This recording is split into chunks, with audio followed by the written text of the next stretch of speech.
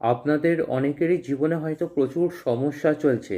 অনেক চেষ্টা করছেন কিন্তু কোনোভাবেই কোনো অবস্থাতে কর্মোন্নতি হচ্ছে না কিংবা ভাগ্যোন্নতি হচ্ছে না।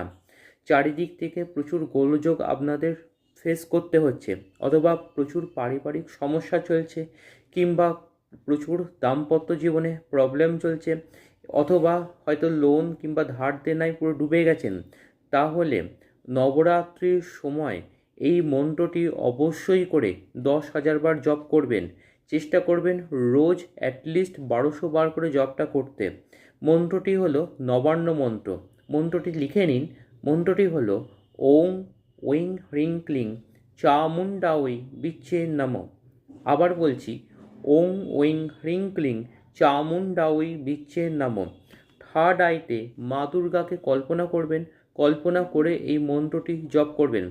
দেখবেন যে যে প্রবলেম আপনার জীবনে অ্যারাইজ করেছে সেগুলো অনেকাংশে হিল হয়ে যাবে।